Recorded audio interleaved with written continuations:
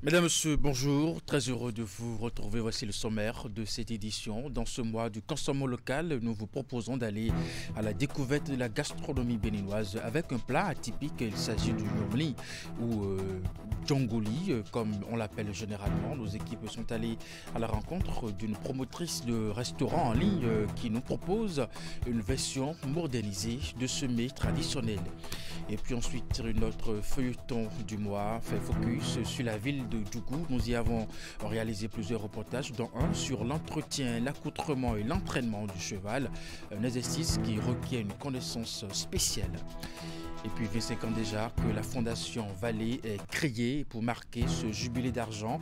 Les dirigeants de l'organisation ont animé ce samedi dans les locaux de la bibliothèque Bénin Excellence de la Faculté des sciences de la santé une conférence de presse occasion de présenter la genèse de la Fondation et de son association Bénin Excellence ainsi que le bilan des réalisations des deux MAC œuvrant dans les domaines éducatifs et puis social.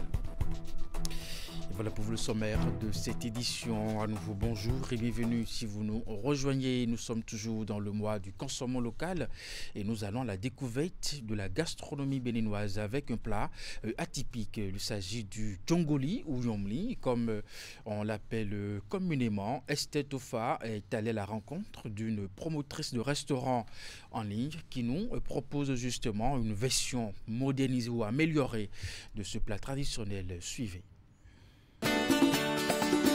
Nous sommes dans la cuisine de Tertulé Gaffan pour la cuisson de notre purée de haricots à l'huile de palme et à la farine de maïs, djongoli ou nyomli chez les fonds ou encore zampeti comme l'appellent les goûts. Ce plat traditionnellement fait avec du haricot, de l'huile de palme et de la farine de maïs a évolué au fil des années. Pour préparer le djongoli ou encore le nyomli, on aura besoin de l'haricot, soit le haricot blanc ou le haricot rouge. Aujourd'hui, on va faire le djongoli avec le haricot blanc. On aura besoin du piment, de l'oignon, de l'ail et de la friture, sans oublier bien évidemment la farine de maïs. Voilà très brièvement ce qu'on aura utilisé pour préparer le djongoli aujourd'hui. On a voulu faire un peu la différence et on ajoute du gésier pour pouvoir servir notre djongoli aux clients. Le haricot, matière première déjà cuite, place à la préparation proprement dite. On commence par écraser les condiments qu'on ajoute au haricot sur le feu. S'en suivra l'ajout d'huile de palme et de farine de maïs.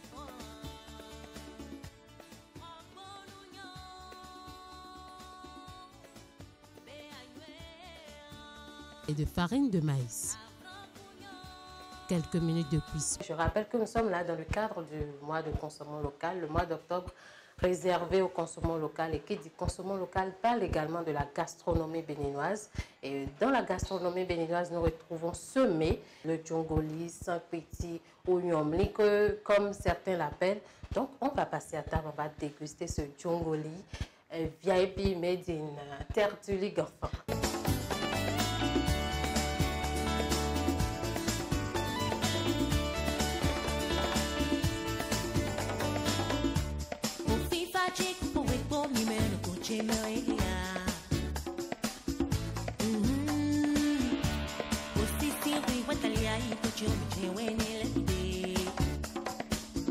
Le plat de djongoli est un plat typiquement béninois qu'on retrouve également au Togo. C'est l'un des plats prisés lors des festivités culturelles du Vaudou Zangbeton.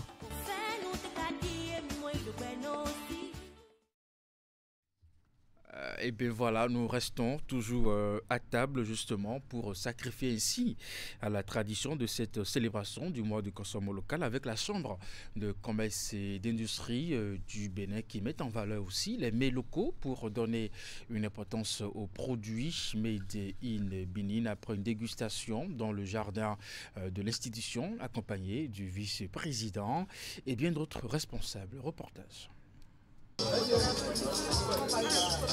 Innover, valoriser, certifier et faire la promotion des produits made in Bénin, c'est l'un des objectifs que s'est assigné la Chambre de commerce et de l'industrie du Bénin, CCI Bénin. En ce mois de consommation local, Pour traduire cette volonté dans les actes, les responsables de la CCI Bénin ont initié la présente séance de dégustation des mets localement produits. Une façon pour eux de rappeler qu'au-delà d'un simple choix, consommer les produits fabriqués par le génie béninois est un véritable acte de responsabilité envers notre économie et un moyen de révéler les potentialités et la diversité culturelle du pays. Que ta nourriture soit ton médicament et que ton médicament soit ta nourriture, c'est ce que nous avons constaté en parcourant tout ce qui se passe ici et nous voyons que vraiment, si nous voudrions maintenir notre santé, c'est de consommer local et de valoriser les produits de chez nous. Le Bénin regorge beaucoup de richesses culinaires qu'il faut promouvoir.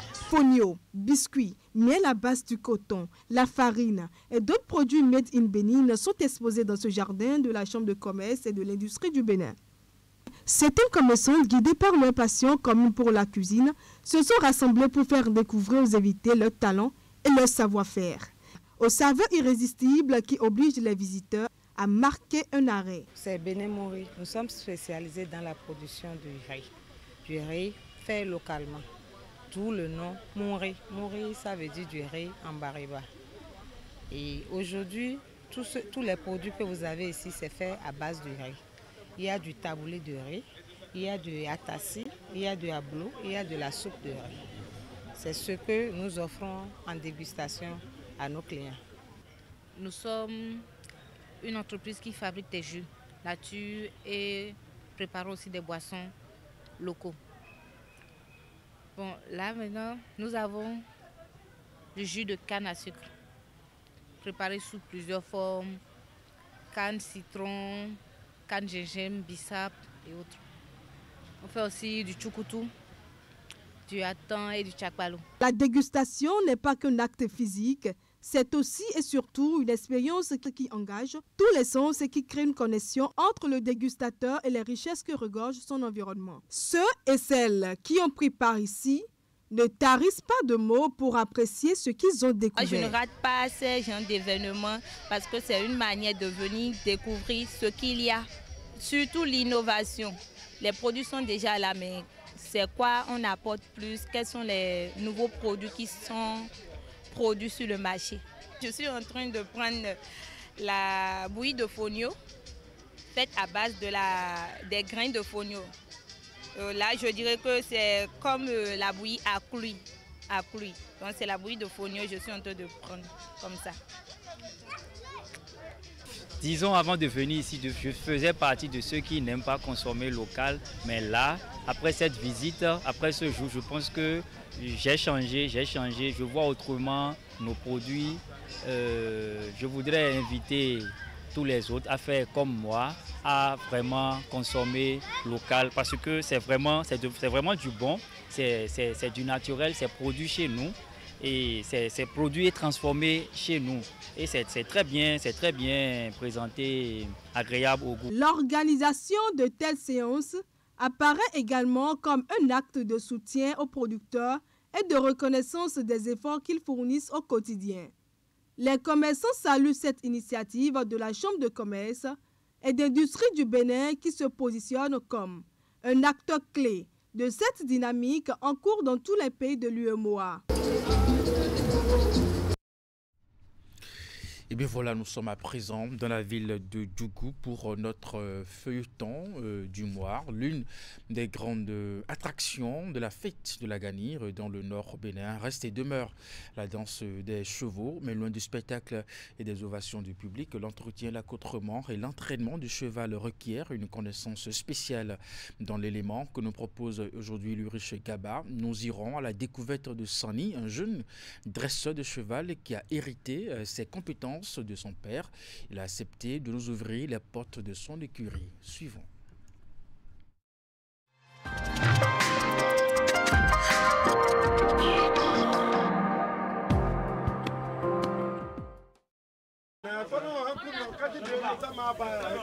Très occupé à soigner l'image de son cheval, Sani s'apprête pour une petite parade. Ce jeune dresseur de cheval a accepté de nous montrer les coulisses de son écurie à Djougou. Il est conscient que la réussite de la parade dépend également de la présentation du cheval. Mais avant l'esthétique, c'est la sécurité et le confort du cavalier qui sont assurés.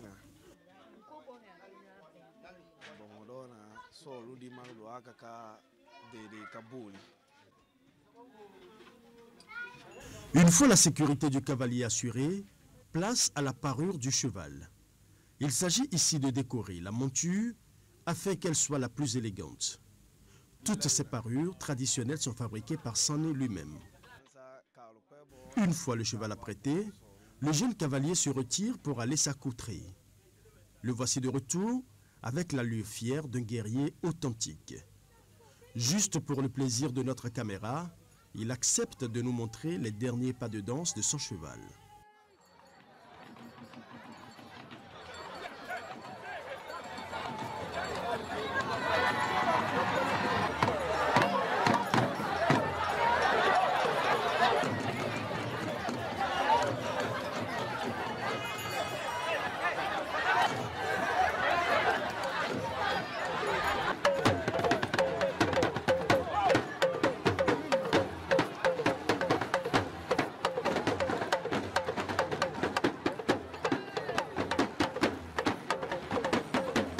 Je ne suis pas élève.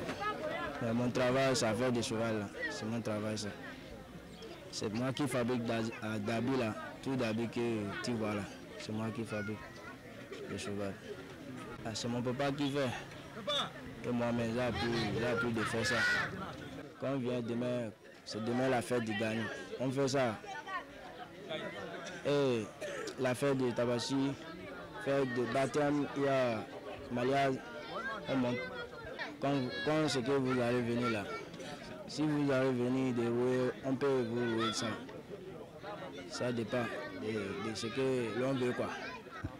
Non, qu'il a à faire, mais un peu il y a des choses qui font, il y a plusieurs qui mettent un peu, tu fais piquer avec ça, il fait travailler un peu, c'est ça. Quand j'ai monté comme ça, je vais à la course comme ça.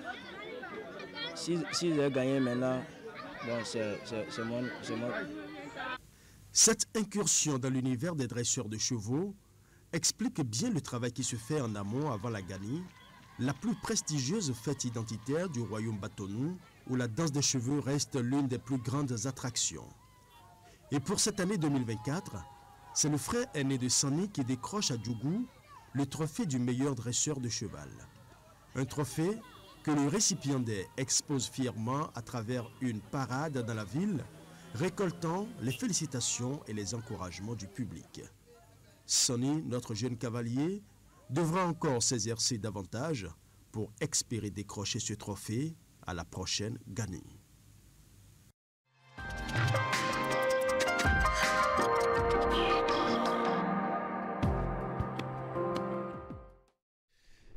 Dans la suite de cette édition, il condamne fermement la tentative de coup d'État déjouée le 27 septembre 2024. Les militants du Bloc républicain de la 13e circonscription électorale pour exprimer leur indignation ont organisé vendredi dernier une marche pacifique pour non seulement dénoncer ce coup manqué, mais aussi réaffirmer le soutien au ministre Abdoulaye Biotchane et le président Patrice Talon. Voici les détails avec Alassane Rounan, Abdou Savid Rissou. 2 semaines après la tentative d'atteinte à la sûreté de l'État, les populations de la 13e circonscription électorale sortent enfin de leur silence. Mobilisées autour des autorités politico-administratives et cadres du Bloc républicain, elles viennent ici condamner avec la dernière énergie ce qu'elles qualifient de projet sordide et ordurier pouvant mettre à mal les acquis démocratiques et ordres institutionnels institués depuis des décennies. On ne peut pas admettre qu'aujourd'hui, un groupuscule puisse dire qu'ils vont confisquer le pouvoir par la force. Après avoir situé le contexte de cette mobilisation, la marche pacifique a démarré.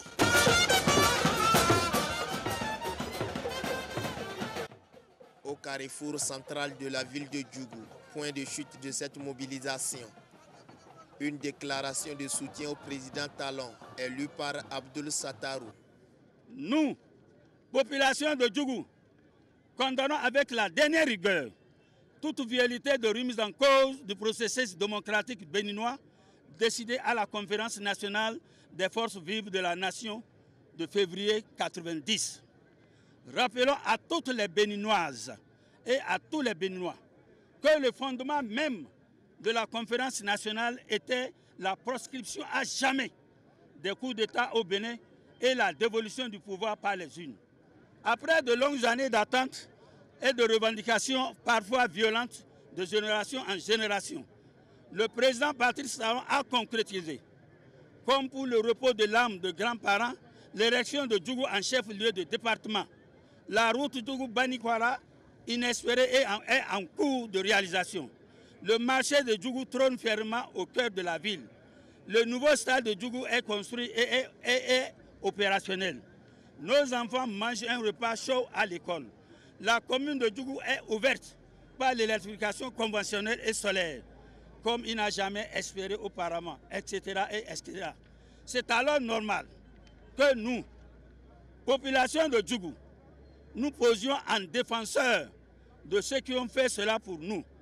C'est pour cela que nous réaffirmons notre soutien absolu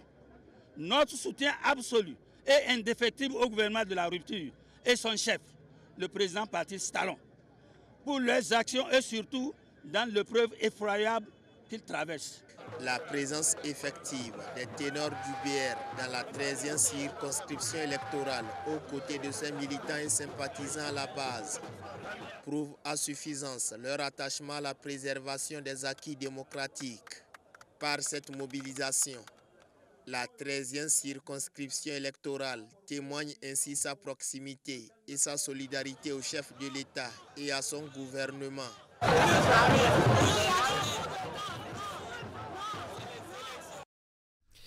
Et toujours pour l'affaire de tentative d'atteinte à la sûreté de l'État, les réactions se multiplient à la suite de nombreuses autres s'adouchent désormais celle de la coordination du bloc républicain de la 23e circonscription électorale qui regroupe les communes de Boïkan, Aboumé-Djidja et Agbanizon.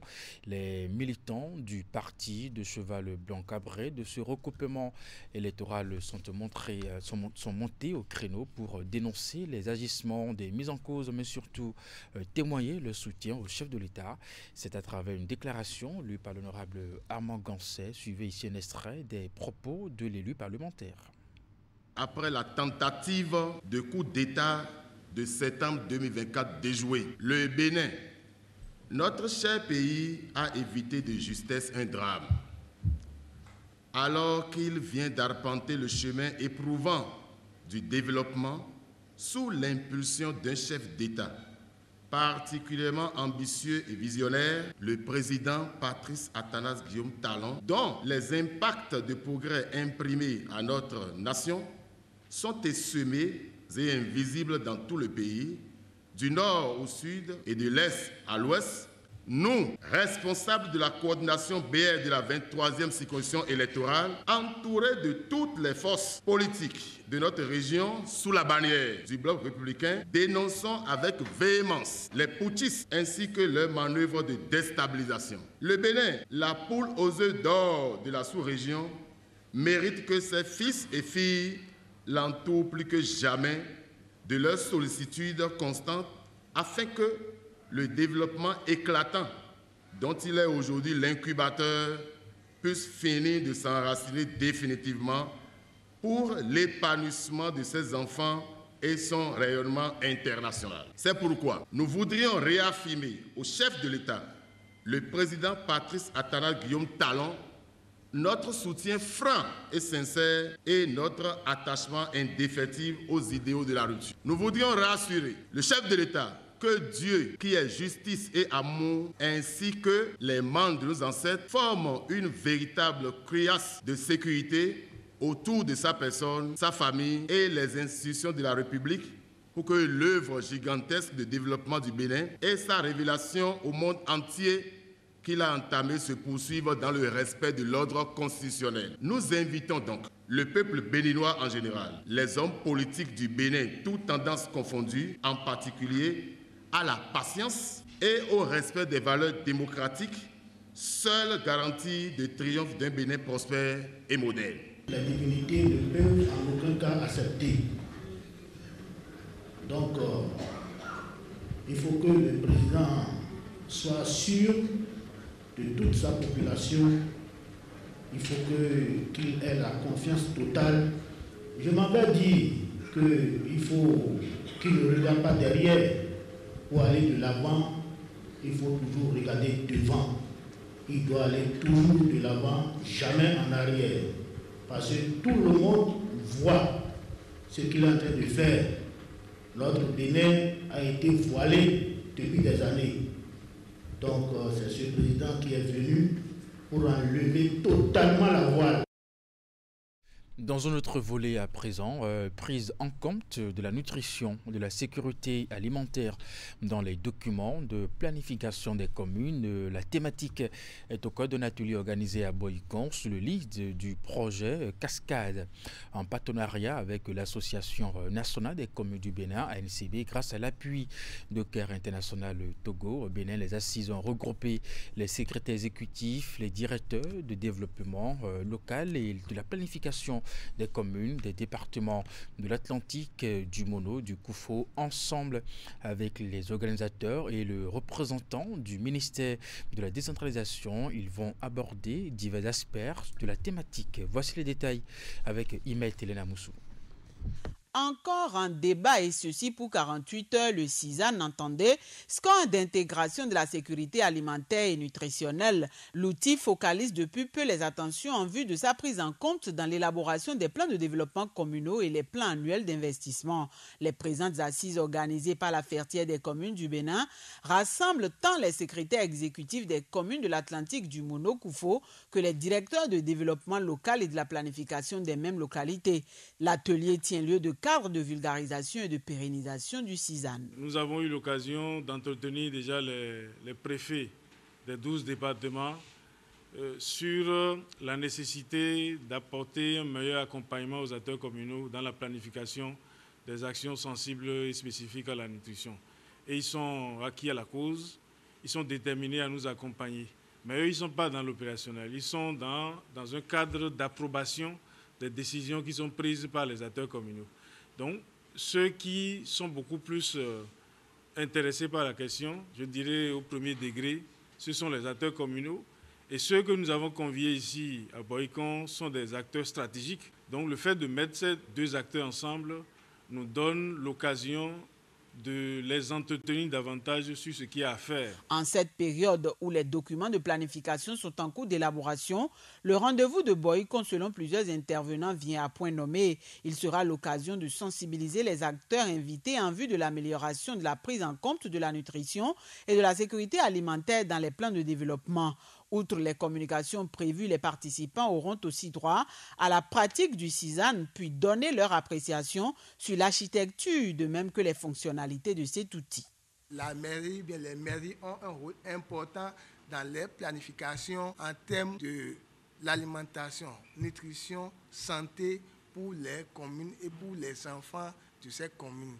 C'est sur cela que l'ACB a trouvé le score d'intégration de la sécurité alimentaire et nutritionnelle est important pour évaluer, mais pour apprécier comment ces communes qui sont dans l'association prennent en compte la nutrition, la sécurité alimentaire. Cet atelier vise à renforcer vos capacités pour qu'on puisse noter l'intégration quand même de cette thématique dans nos habitudes au niveau quand même de nos mairies.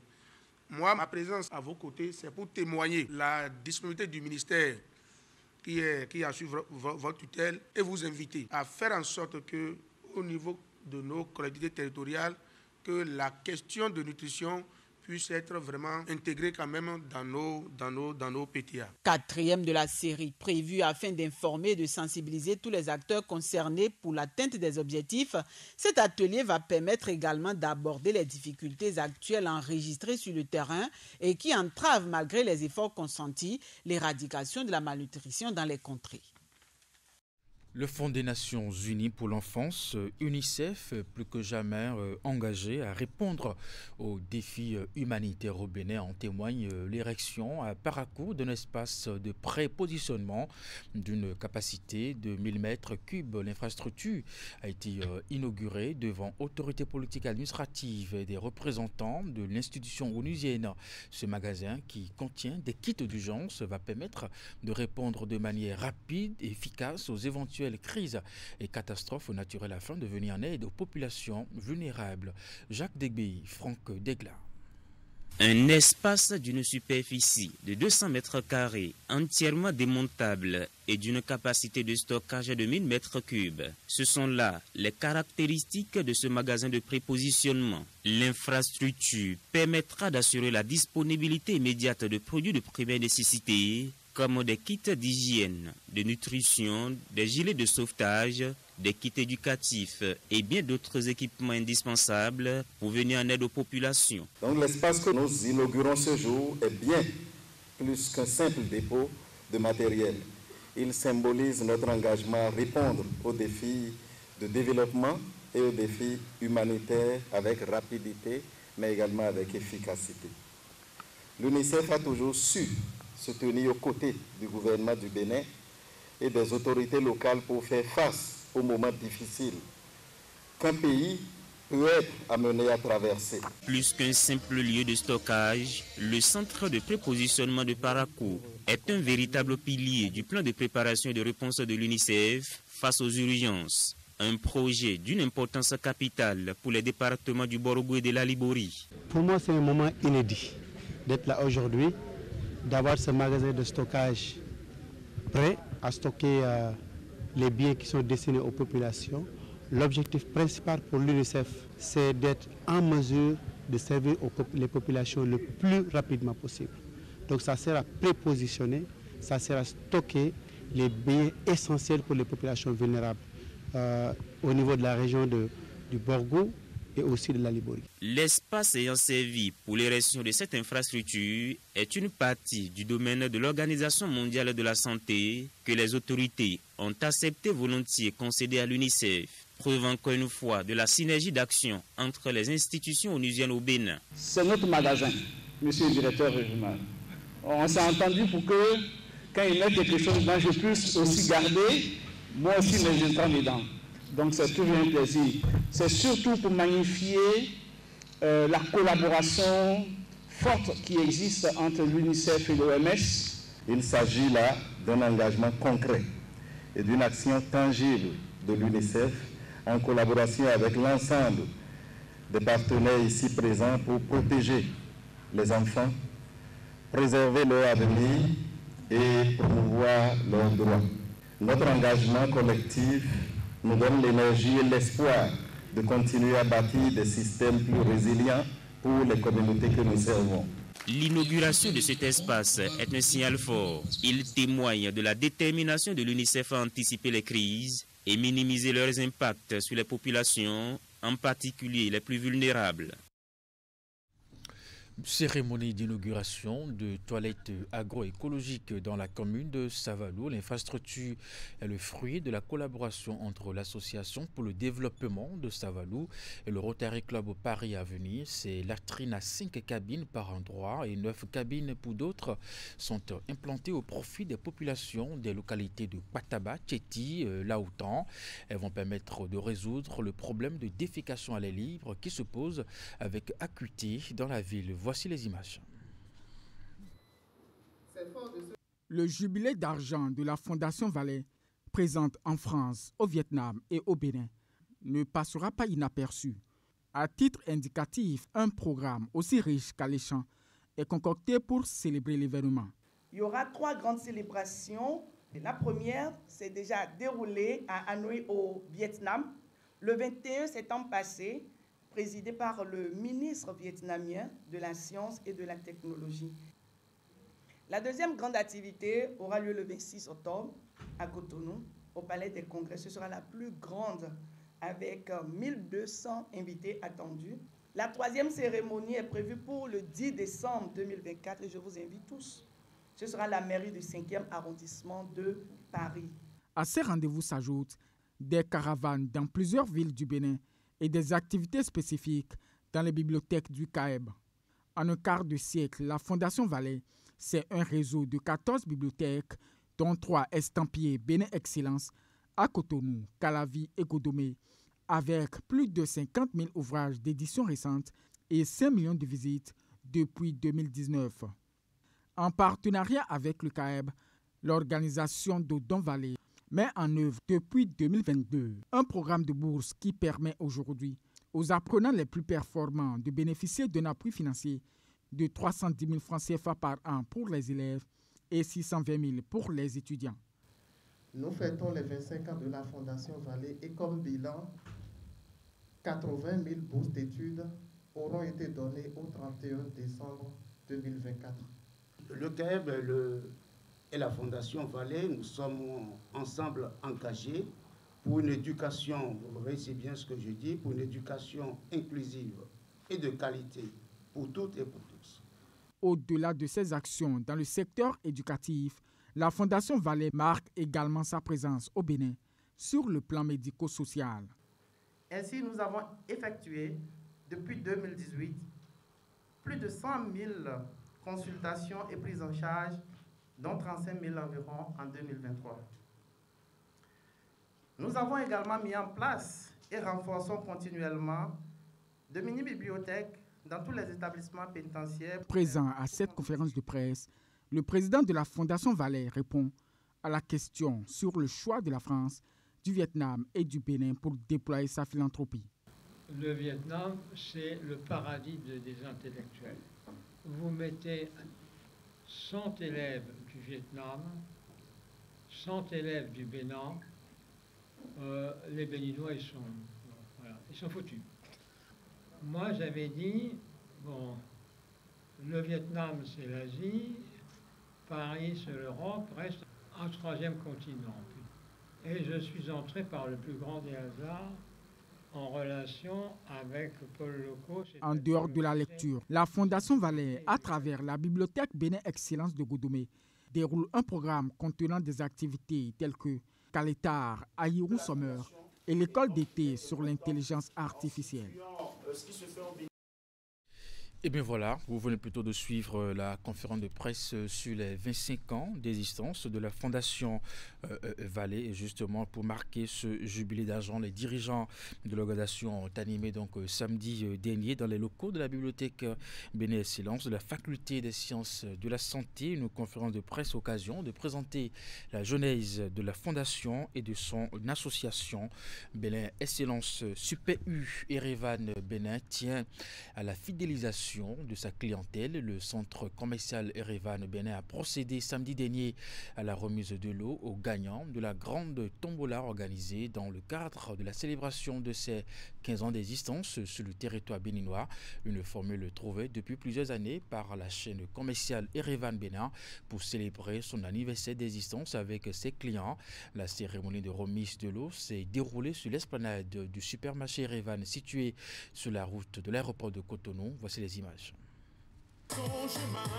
Comme il le fait chaque année, le centre commercial Erevan Bénin a organisé un jeu tombola pour célébrer les 15 ans d'existence au Bénin de Super U Erevan. Les heureux gagnants sont ici conviés à la cérémonie de distinction placée sous le signe de la fidélisation. Il s'agit des clients qui fréquentent les 3 sites dont dispose Erevan Bénin sur l'étendue du territoire national. La particularité cette année, c'est qu'au lieu qu'on met en jeu un véhicule d'une valeur de 15 millions de francs CFA, nous avons écouté la suggestion de notre aimant clientèle qui s'étonne de savoir qu'une seule personne part avec le véhicule, on aurait souhaité mieux. Alors nous avons pris la valeur de ce véhicule que nous avons sectionné en 15 et c'est ce qui nous a permis de donner la possibilité à 15 personnes de gagner 1 million de francs CFA. Cette année, 116 lots au total sont distribués après un tirage au sort effectué sous la supervision d'un huissier de justice. Il s'agit notamment de 45 chèques cadeaux de 15 000 francs, 30 caisses de vin, 7 bons de séjour dans un hôtel de la place, 3 réfrigérateurs plus un chèque cadeau de 50 000 francs CFA et 15 chèques bancaires d'une valeur d'1 million de francs CFA. Fabrice Tebévi sort doublement chanceux et rentre avec un chèque cadeau de 15 000 francs et une caisse de vin. Une première dans l'histoire de ce jeu tombola. C'est pas la première fois que je participe, c'est pas la première fois que je gagne. Bon, ça fait plaisir, je suis vraiment content, je suis heureux. Parce que pour la première fois, j'ai gagné 2 lots. Et ce qui me donne tellement la joie. Le conseil que je peux donner, c'est de venir acheter les trucs à Erevan pour pouvoir, genre un jour, sortir de l'eau des gagnants aussi. Pour l'édition prochaine, celle de 2025, j'ai profité de cette opportunité qui m'a été donnée pour inviter notre membre clientèle de passer dans nos 3 magasins courant l'exercice 2025. Ils ont la possibilité également de gagner. Les gagnants du jeu tombola des 15 ans d'existence de Super U Erevan Benin qui n'ont pu répondre présents à cette cérémonie de remise sont invités à se procurer une autorisation auprès de l'huissier de justice afin de pouvoir récupérer leur lot dans les magasins d'Erevan Benin SA. Le prochain rendez-vous est pris pour l'année 2025.